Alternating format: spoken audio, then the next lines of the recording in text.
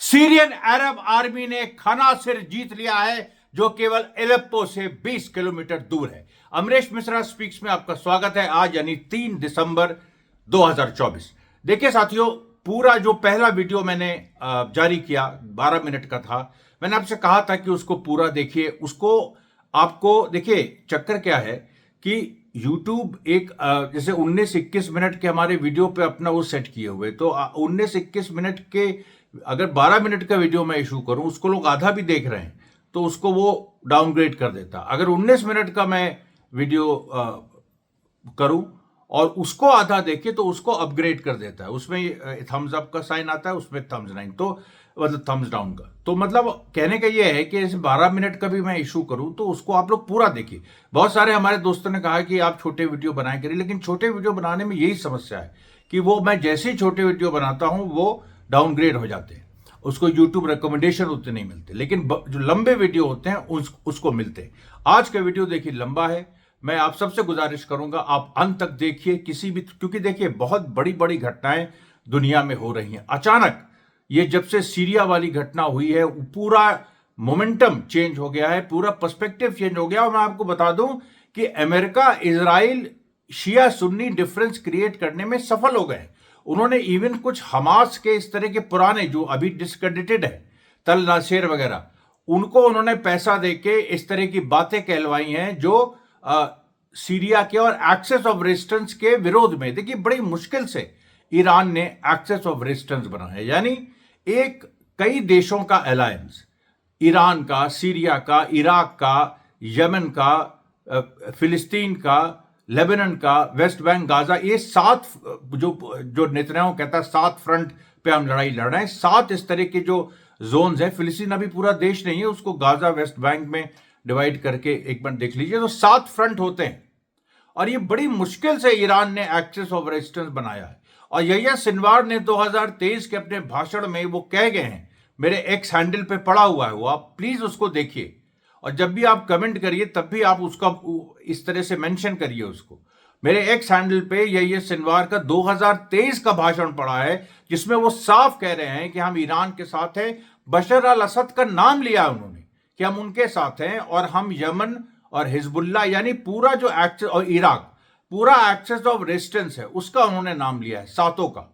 इसमें गाजा और West Bank भी।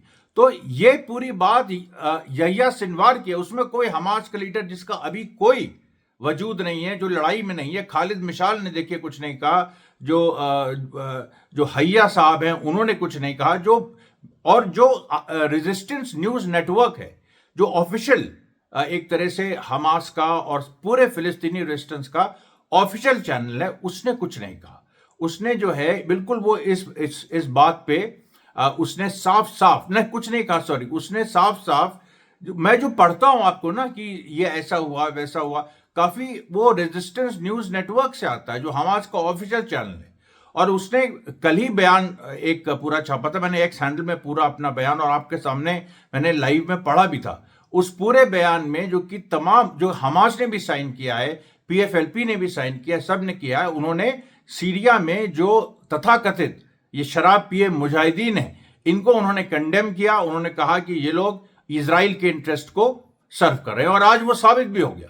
जब इजराइल का, जो मैं बता रहा था पिछले लाइव में कल के, कि इजराइल के एक मेजर इंटेलिजेंस ऑफिसर ने कहा है कि वो टच में है सीरियन जो इस तरह के जो pro Turkish, pro American forces हैं, उसका भी मैं आपको उसके बारे में भी बताऊंगा। अमेरिका ने आज बॉम्बिंग की है जो सीरिया में जो HTS है उसके पक्ष में।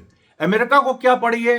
अगर ये जो HTS वाले हैं, अगर ये जिहादी हैं, इनकलाबी हैं, तो पहली बात ये क्यों असद से लड़ रहे हैं, नंबर 1।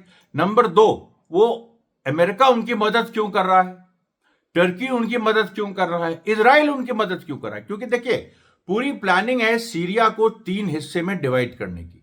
एक छोटा हिस्सा भले ही वो असद के लिए या छोड़ा एक, मतलब उसके लिए कि ईरान बहुत नाराज ना हो, छोड़ देंगे, लेकिन जो टर्की से लगा हुआ हिस्सा है, एलेप्पो वगैरह, वो सब टर्की के कंट्रोल में आ जाएगा। उसको एक अलग देश भी बना सकते हैं, नहीं भी बना सकते हैं। और जो कर्ड्स का एरिया है, जो नॉर्थ ईस्टर्न एरिया है, जहां पर कर्ड्स की अपनी ऑटोनोमस सरकार है, उसको भी वो लोग USA सीधे कंट्रोल करेगा। कर्ड्स का जो अभी थोड़ा बहुत रोल है वो भी खत्म हो जाएगा। और कर्ड्स इस मामले में बुरी तरीके से फंस गए क्योंकि वो अमेरिका का उन्होंने साथ दिया, पहले अमेरिका की मदद उन्होंने की, अमेरिका ने उनकी मदद की। अब अमेरिका उनसे कह रहा है सैक्रिफाइस करो, हमारा जो लार्जर जो साम्राज्यवादी डिजाइन है उसके लिए तुम अपने को सैक्रिफाइस करो।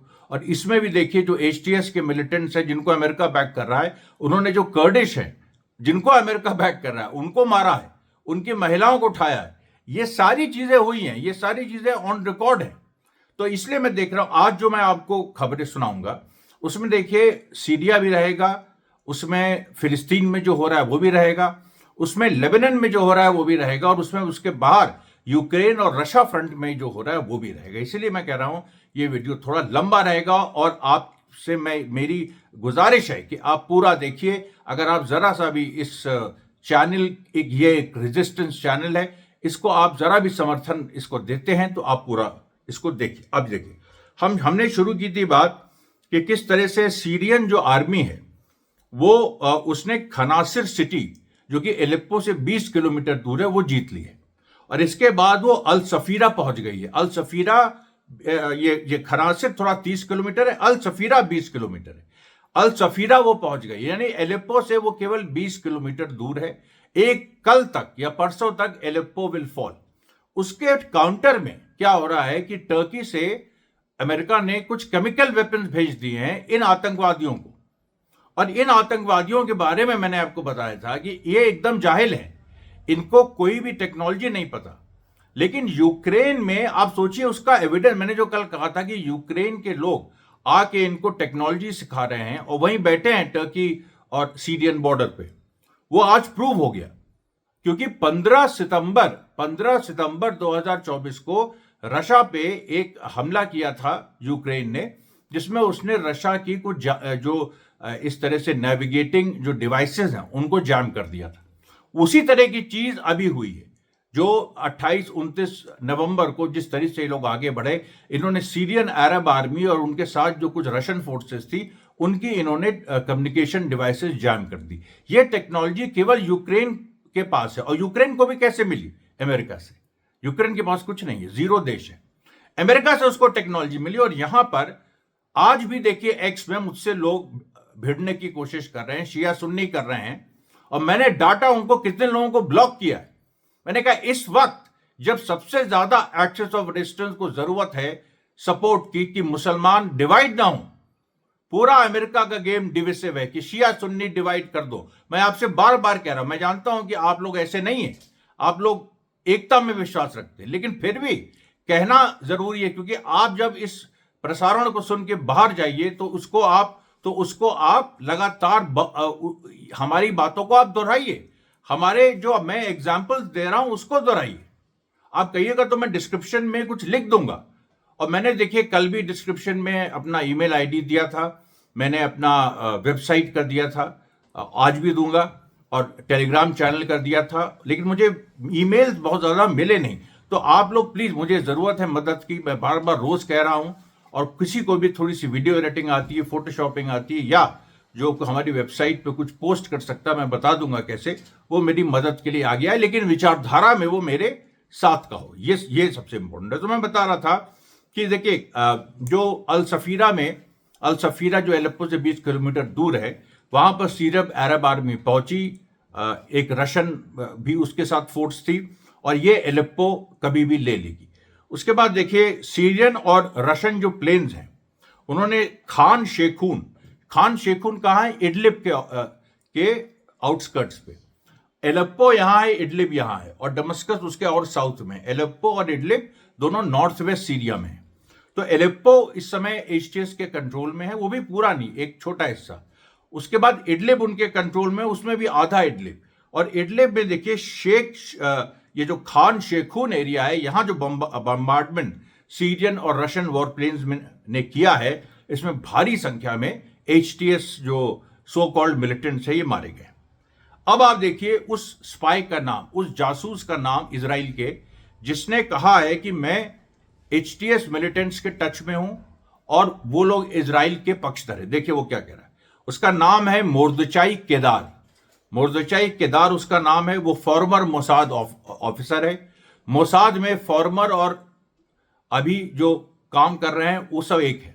मोसाद से कोई रिटायर कभी नहीं होता, वो जिंदगी भर उस मोसाद का रहता है, और नहीं रहना चाहता है तो मार दिया जाता है, उनकी पॉलिसी है। तो ये मुर्दशाई केदार जो है, इसने कहा है कि I am in constant contact with the leaders of the Syrian opposition groups. मैं लगातार जो सीरिया में HTS वगैरह हैं इनके संपर्क में हूं, और मैंने टॉप इजरायली ऑफिशियल्स को एक पूरी लिस्ट दी है इक्विपमेंट की, कि ये इक्विपमेंट उनको चाहिए। अब सोचिए, इजराइल से इक्विपमेंट जा रहा है, तो ये उनको इक्विपमेंट चाहिए, ये उनको सामान चाहिए। उसके बाद उन्होंने ये भी मुर्दशाई केदार कह रहे हैं कि वो लोग इजराइल के साथ एक पीस ट्रीटी करने को तैयार हैं, पर पहले वो सीरिया और लेबनान पे अपना कब्जा जमा ले। अब आप सोचिए, ये खुद कह रहा है, जो मैं कल कह रहा था आज मुर्दशाई केदार ने कहा। और किसी हमारे एक साथी ने कमेंट भी किया था कि जो आप कहते हैं वो बात सच निकलती है। देखिए, मैं शुरू से कह रहा था, इस साल की शुरुआत में मैंने कहा था विश्व युद्ध होगा, और एक बड़े लेवल पे सबसे पहले मिडिल ईस्ट में रीजनल वॉर होगी, वो हो गई है। एक पूरे मिडिल ईस्ट तो कॉलोनियल टर्म में वेस्ट एशिया को पूरी तरह से उसने घेर लिया है। हर तरफ, हर देश में युद्ध चल रहा है, और ये अभी लेबनान में फिर से शुरू होने जा रहा है। मैंने पिछले वीडियो में बताया, और वो मैं आज भी और भी लेबनान के बारे में कुछ बताऊंगा। अब देखिए, अब ये पूरा कह रहा है। उसके बाद ये इसने कहा है क्या, कि सीरिया और लेबनान को वो लोग टेक ओवर कर लें तो फिर इजराइल की वो मदद करेंगे। इजराइल की मदद का मतलब गाजा के लोगों को मारेंगे, हमास के लोगों को मारेंगे। ये स्थिति हो गई है। हमास के लोगों को वो मारेंगे जो HTS मिलिटेंट्स हैं। और ये देखिए, आप किसी के प्रोपेगेंडे में मत आइएगा। हमास ऑफिशियली सीरिया में बशर अल असद के साथ है, ये आप मेरे साथ नारा लगाइए। ये बिल्कुल यही तरीका है। अभी आप देखिए, उसके बाद सीरियन आर्मी ने जो SDF मर्सनरीज हैं, जो देर एज़ोर जो कर्डिश एरिया है, और जो बाकी सीरिया, नॉर्थ ईस्टर्न सीरिया, अभी तक हम नॉर्थ वेस्टर्न सीरिया के बारे में बात कर रहे थे, एलेप्पो इडलिब, ये नॉर्थ ईस्टर्न सीरिया है, देर एज़ोर। इसके पास में अमेरिकन बेसिस भी हैं, और ये कर्ड्स के कंट्रोल में। यहां पर आतंकवादियों के एक बड़े गुट के साथ मुकाबला हुआ, 7 गांव, और 7 गांव में कम से कम US बैक मर्सनरीज जो हैं वो घुसाए, अलग अलग उसके कुछ उसमें कर्ड्स भी थे। हालांकि कर्ड्स को आइसिस ने बहुत मारा है, इसलिए कर्ड्स पहले 2016-2017 में, इसलिए कर्ड्स खिलाफ हैं। और इसमें देखिए, कर्ड्स में डिवीजन होगा, एक हिस्सा US को छोड़ के ईरान की तरफ आएगा और रशिया की तरफ। अब ये देखिए, 7 गांव जो देर जोर है उनमें जबरदस्त लड़ाई हुई, और उसमें रशियन और सीरियन आर्मी की एक बड़ी विजय हुई। उसके बाद देखिए, टर्की में भी बड़ा इसको लेके डिस्क्वाइट है।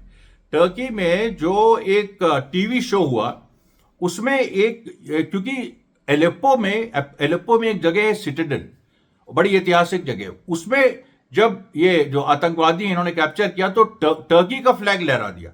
तो उसको लेके जो कुछ टर्किश एनालिस्ट हैं, खुलेआम वो बोल रहे हैं, अर्दोगन के मुंह पे कहा उन्होंने, कि ये जो काम है कि टर्की का झंडा ये आतंकवादियों के हाथ में कैसे आ गया, टर्की का झंडा आतंकवादियों के हाथ में कैसे आ गया, ये पूरी बात देखिए उन्होंने कही। उसके बाद देखिए, जो लेबनान पे एक इजराइल का बयान आया कि हम जो हैं इस समय अब जो हमला करेंगे, यानी जो सीज फायर वायलेशन हो रहा है, अब फिर से लड़ाई शुरू हो गई लेबनान में। वो कह रहे हैं कि अगर अब हम हमला करेंगे, इजरायली कह रहे हैं, अगर अब हम हमला करेंगे तो हम लेबनीज गवर्नमेंट के बेसिस पे भी अटैक करेंगे। यानी केवल हिजबुल्लाह नहीं, लेबनीज गवर्नमेंट पे भी अटैक करेंगे। मतलब लेबनान को पूरा निगल लेने की इनकी साजिश है, जो कि सफल नहीं होगी, क्योंकि हिजबुल्लाह रीग्रुप कर गया है, उसने इजराइल को अंदर नहीं घुसने दिया, और इस बार इजराइल अंदर घुसने की कोशिश करेगा तो दुगने पावर से हिजबुल्लाह लड़ेगा, और लेबनान की आर्मी भी हिजबुल्लाह के साथ खड़ी है। ये बात समझ लीजिए कि या उसमें डिवीजन होगा, एक हिस्सा चला जाएगा विरोध में, एक हिस्सा ये फिर से लेबनान में एक सिविल वॉर जैसी सिचुएशन होगी। होने दीजिए, वॉर ऐसी होती है, रेवोल्यूशनरी वॉर ऐसी होती है जो उसूलों की लड़ाई होती है। उसूलों पे आप खड़े हैं, आप आजादी के साथ हैं, आप मजलूमों की मुक्ति के लिए लड़ रहे हैं, और अमेरिका और इजराइल का जो एक डोमिनेशन है पूरी दुनिया को अपने कंट्रोल में करने का, नेटो, अमेरिका और इजराइल का, उसके खिलाफ आप लड़ रहे हैं। आप डॉलर की हेजुमनी के खिलाफ लड़ रहे हैं। जो यहां पर मजलूम हैं तमाम विकासशील देशों के, भारत सहित, वो सब अपनी चाहते हैं कि उनकी जिंदगी बेहतर हो। उनकी जिंदगी तभी बेहतर होगी जब अमेरिका का डोमिनेशन खत्म होगा, जब डॉलर वर्ल्ड एक ग्लोबल करेंसी नहीं रहेगी और हम अपने रुपए को हम और मजबूत कर सकते हैं। आज $1 83 84 रुपए के बराबर है। $1 शुरू में 1991 में केवल 20 रुपए के बराबर था। तब हमारी मजबूत एक राजनीतिक स्थिति थी और हमको पढ़ाया उल्टा जाता है कि उदारीकरण हुआ और उसमें देखिए डिवैल्यू करना पड़ा रुपी। ये सब कॉन्स्पिरेसी थी, अब सामने आ रही है। तो अब आप देखिए ये जो पूरी एक सिचुएशन है कि जो हम उसूलों के साथ हैं, उसूलों की लड़ाई है और उसमें अगर सिविल वॉर होती है तो हो। अब देखिए, अब ट्यूबस में जो पूरी एक खबर आई है कि ट्यूबस में भी आज जबरदस्त लड़ाई हुई फरा कैंप के एंट्रेंस पे। इसमें फिलिस्तीनी रेजिस्टेंस फाइटर्स ने लगातार मिलिट्री व्हीकल्स जो आ रही थी इजराइल की आईडीएफ की, उन पे उन्होंने हमला किया और कंफर्म्ड हिट्स, मतलब 100% उसमें इनको सफलता मिली। उसके बाद देखिए ट्यूबस के ही कम से कम 2-3 और जगह बड़ी एक जबरदस्त लड़ाई हुई और ट्यूबस में एक तरह का कमाल ही हो गया। मैं थोड़ा सा इसको स्क्रॉल अप कर रहा हूं। ट्यूबस में देखिए एक कमाल ही हो गया कि उसमें वहां पर जो उसकी टोपोग्राफी है और जो पूरी एक सिचुएशन है उसको इजराइल बहुत दिनों से नाप रहा था और नापते नापते वो यहां तक पहुंच गया था कि हम कहीं ना कहीं उसमें हम पेनिट्रेट करने की स्थिति में पहुंच गए, लेकिन वो पेनिट्रेट नहीं कर पाया। ये देखिए सबसे जो बड़ी बात हुई है। मैं देखिए 2 काम एक साथ कर रहा हूं। हाँ, ये देखिए ये आ गया। तो ये देखिए ट्यूबस में जो एक फियर्स बैटल्स हुई और वादी अल तैसीर एक्सेस पे कम से कम 12 आईडीएफ सोल्जर्स को फिलिस्तीनी रेजिस्टेंस ने मार गिराया। देखिए मुझ पे जो हमला लोग कर रहे हैं, मैं कह रहा हूं मैं पैलेस्टीनी रेजिस्टेंस के साथ हूं, मैं लगातार रिपोर्ट कर रहा हूं क्योंकि एक्सेस ऑफ रेजिस्टेंस के साथ हूं मैं। ये जो बात है कि कौन शिया है कौन सुन्नी, नहीं, हक की लड़ाई कौन लड़ रहा है। और फिलिस्तीन के साथ मैं हूं, लेबनान में हिजबुल्लाह के साथ हूं, ईरान के साथ हूं, सीरिया के साथ हूं, यमन के साथ हूं और ये जितनी ताकतें हैं, इराक के साथ हूं, जो भी अमेरिका का और अमेरिका इजराइल से लड़ रहा है।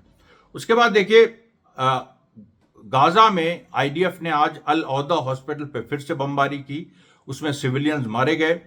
उसके बाद देखिए फिर ट्यूबस पे एक फोकस आता है कि जो एक 2 अस्पताल हैं ट्यूबस में, वहां पर आईडीएफ ने हमला किया और उनकी कोशिश थी कि वहां जो कुछ लड़ाके वहां इलाज करा रहे हैं उनको उठाने की, लेकिन वो नहीं हो पाया क्योंकि अल मज्द गैस स्टेशन के पास ही फिलिस्तीनी लड़ाकों ने इजरायली फोर्सेस को रोक दिया, उनको आगे नहीं बढ़ने दिया।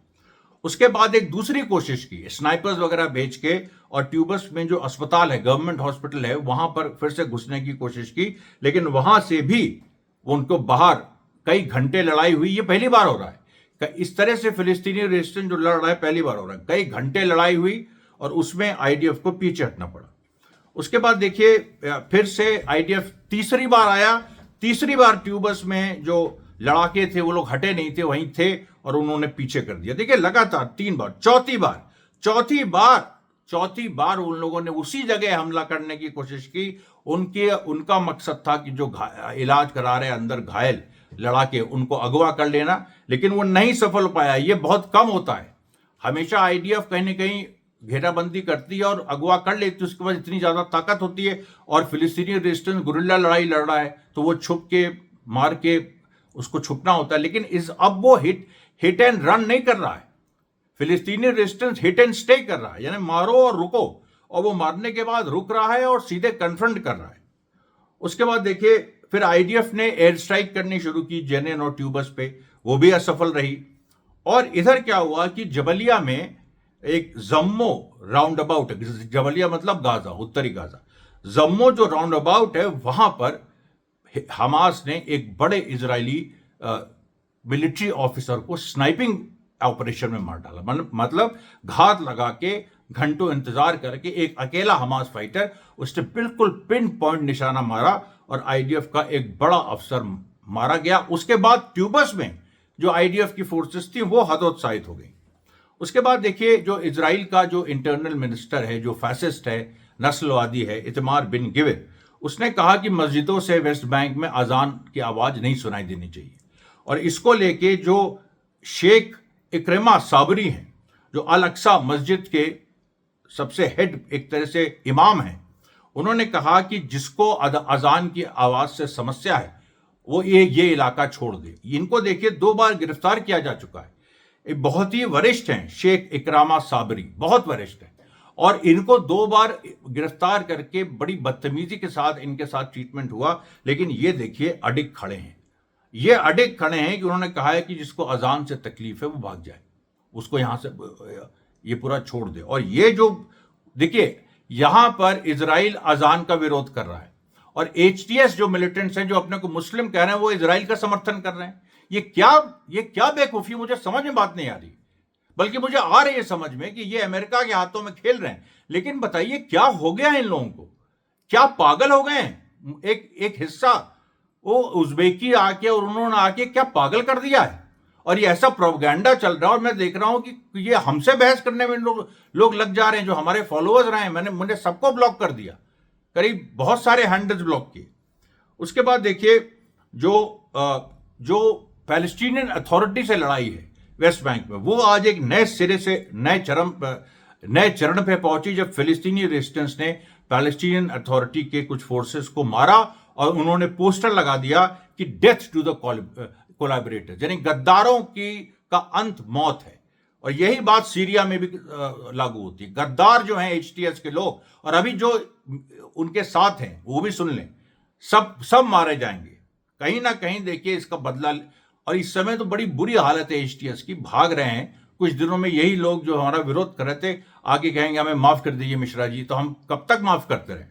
अब ये देखिए, अब उसके बाद लेबनान में भी जो पूरा एक 2 जो शहीद हुए फिलिस्तीनी, उनका देखिए लेबनान में हिजबुल्लाह शिया है, उसके लिए फिलिस्तीनी सुन्नी शहीद हुए, उनका अभी बहुत मतलब पहले शहीद हुए थे, उनकी बॉडीज अभी जाके मिली, तो उनका पूरा प्रॉपर फ्यूनरल हुआ। उसके बाद देखिए इस्लामिक रेजिस्टेंस इन इराक ने भी अपने लोगों को भेज दिया है सीरिया, और इधर उन्होंने पूरा जो सीरिया इराक बॉर्डर है उसको सील कर दिया है। और कतईब हिजबुल्लाह के लीडर ने कहा है कि जरा सा भी इस तरीके से इस तरफ अगर इजराइल या जो सीरियन ऑपोजिशन सो कॉल्ड है एचटीएस वगैरह अगर बढ़ा तो उसकी खैर नहीं। उसके बाद देखिए जो एलेप्पो में और जो जिस तरह के डेवलपमेंट्स हुए उसमें मैंने आपको बताया था कल की पूरी स्थिति, हजारों मिलिटेंट्स एचटीएस के मारे गए थे। आज देखिए क्या हुआ कि 12 एलेप्पो में, जो एलेप्पो से केवल 20 किलोमीटर दूर है, जो सीरियन अरब आर्मी असाद की और रशा, तो 12 साइट्स और एमुनिशन डिपोज को आज मारा है जो कि डिस्ट्रॉय हो गए हैं एलेप्पो में एचटीएस मिलिटेंट्स के। और ये जो है हमा में, ये एलेप्पो, हमा, इडलिब, इन तीनों जगह 12 साइट्स और मतलब जो उनका पूरा सेटअप था उसको डिस्ट्रॉय कर दिया। उसमें यूक्रेनियन भी मारे गए, कम से कम 2 यूक्रेनियन मारे गए। ये पूरी खबर आई है। A number of prominent HTS leaders have been killed. बहुत बड़े मतलब जो इस तरह से लोकल लेवल के कमांडर्स थे ये मारे गए हैं। सीरियन आर्मी ने अपने बहुत सारे इलाकों को उन्होंने वापस ले लिया है और उनके नाम देखिए, अब देखिए नाम है सारे जो गांव और शहर, महारदे सुकै लिबा हाईवे, महारदे सुकै लाबिया महारदे और सुकै लाबिया हाईवे पर जितने गांव हैं और शहर हैं वो लिबरेट हो गए, वो वापस सीरियन अरब आर्मी ने जीत लिए हैं। उसमें कौन कौन से गांव और शहर हैं? उसमें करनाज है, तेलमला है, अल जलामा है, जब्बिन है, हयालिन है और शेख हदीद है। फिर हमा में देखिए जो सीरियन एयर डिफेंसेस हैं उन्होंने एचटीएस की बहुत कोशिश, ड्रोन वगैरह मार गिराए जो उन्होंने यूक्रेन से सीख के वो छोड़ रहे थे। उसके बाद देखिए 15,000 वॉलंटियर्स सीरिया की पॉपुलेशन में से सुन्नी ये आ गए पूरी तरीके से असाद के साथ। 15,000 वॉलंटियर्स इन्हीं सब एरिया से निकल के आए। इसमें 80% सुन्नी है, केवल 20% शिया है, क्योंकि वो देखिए वो उसका एरिया जो एलेप्पो इडलिब वो वहां सुन्नी ज्यादा है, तो सुन्नी बाहर आए और उन्होंने 80% सुन्नी उन्होंने वो सीरियन अरब आर्मी के साथ है। इराकी फाइटर्स मैंने बताया था वो पहुंच गए हैं। और देखिए जो कुछ कर्ड्स इस तरह से अमेरिका की जो सुन रहे थे उनसे भी लड़ाई हुई। और एक जो बड़ी बात है कि केमिकल जो वेपन्स जो कुछ पहुंचे हैं एचटीएस मिलिटेंट्स के पास, ये एक तुर्किस्तान इस्लामिक पार्टी आतंकियों की जो कि बेसिकली अमेरिका और इजराइल के तलवे चाटती है उसने पहुंचाए। और जो व्हाइट हेलमेट्स एक ग्रुप था, एनजीओ, जो सीरियन सिविल वॉर जो हुई थी उसमें उसने पूरा बहुत ही गंदा काम किया था। एड के नाम पे उसने जाके एकदम निर्दोष सीरियन गांव वालों को मारा था। ये व्हाइट हेलमेट्स का जो ग्रुप है अमेरिका का बड़ा खतरनाक एनजीओ है और ये ऐसे गंदे काम करता है। तो इसने केमिकल वेपन्स जो है ये पहुंचाने का काम किया है टर्किश मिलिटेंट्स को, लेकिन ये भी सीरियन आर्मी ने कहा हम इसको भी असफल कर देंगे, हमारे पास इसका तोड़ है। उसके बाद देखिए जो यूक्रेनियन ऑफिसर्स के बारे में मैंने बताया था, वो लोग सब लोग और उसमें जैसे 2 लोग मारे गए। उसके बाद जो हिजबुल्लाह का जो बयान आया है, उसके जो पॉलिटिकल काउंसिल महमूद कमाती हैं, उन्होंने अल जदीद एक अखबार है उसको उन्होंने कहा कि जो 60 जो जिस तरह से 60 वायलेशन इजराइल ने किए, मैं 100 वायलेशन इजराइल ने किए, जो CNN ने भी कहा, उसको हम देख रहे हैं। हमारा खून सस्ता नहीं है, हम जब भी इसका जवाब देना चाहे हम जवाब देने के लिए तत्पर हैं। अब देखिए, अब नॉर्थ गाजा से नए आंकड़े आए हैं। नॉर्थ गाजा में पिछले 60 दिनों में जो खास तौर पे एथनिक क्लिनजिंग हो रही है, पूरे गाजा में जो मारे गए हैं वो अपनी जगह, जो नॉर्थ गाजा में मारे गए हैं 2700 लोग शहीद हुए हैं 60 दिनों में, 10,000 उसमें घायल हैं और करीब 3 से 4,000 रबल्स के अंदर है। ये बुरी एक सिचुएशन है। उसके बाद देखिए IDF ने जो यानी इजराइल ने, इन लोगों ने सदर्न लेबनान में, पहले मैंने लिस्ट एक आपको दी थी पहले पिछले वीडियो में, सदर्न लेबनान में इन्होंने अर्नौन अल शफीक और इस तरह के जो एरियाज हैं इनमें फिर से स्ट्राइक की है। हैश अल सईद अली जो एक एरिया है, बेका सिटी, यहां पर फिर से स्ट्राइक की है। उसके बाद देखिए पूरा एक जो एक आर्टिकल आ रहा है और जो पूरी स्थिति आ रही है, उसमें यही कहा जा रहा है कि इजराइल जो ये सोच रहा है कि हम जो है एक गैम्बल है, और ये गैम्बल जो है मतलब सीरिया में जो उसने करवाया है अमेरिका की मदद से, तो वो ये चाह रहा है कि शॉर्ट टर्म हमको गेन हो जाए। लेकिन इस शॉर्ट टर्म गेम में इजरायली एनालिस्ट खुद कह रहे हैं कि बहुत नुकसान है, क्योंकि ये गेन सस्टेनेबल नहीं है। वो इलाका पूरा रशिया, ईरान और सीरिया एक साथ हैं और ऑपोजिशन फोर्सेस कुछ भी कर ले, टर्की सीधे भी लड़ाई के मैदान में आ जाए तब भी वो हार जाएगा, क्योंकि हर तरफ से उसको घेरा जा रहा है। हिजबुल्लाह के फाइटर्स लेबनान फ्रंट के लिए सफिशिएंट हैं, उधर सीरिया फ्रंट के लिए मैंने बता रहा हूं 15,000 वॉलंटियर्स उभर के सामने आ गए। एक्सेस ऑफ रेजिस्टेंस के पास पूरे इलाके में स्लीपर सेल्स हैं। फिलिस्तीनी रेजिस्टेंस पूरी तरीके से साथ है। ये सारे देखिए डेवलपमेंट्स हो रहे हैं।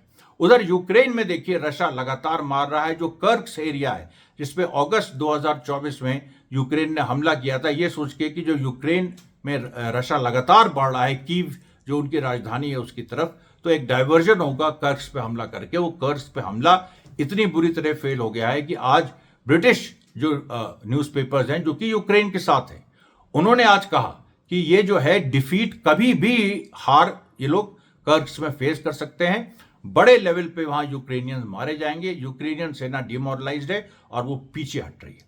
और उसके बाद देखिए मैं आपको एक मेन बात बताता हूं कि इस पूरी लड़ाई में आज देखिए इसके पूरा एक बहुत बड़ा फलक इसका हो गया है। बोलता है हिंदुस्तान में मेरा एक इंटरव्यू है, मैं वो कोशिश करूंगा कल उसको भी आपको दिखाऊं इसमें अपने ही चैनल पे अपलोड करके, या शायद आप लोगों ने, कुछ लोगों ने देखा होगा।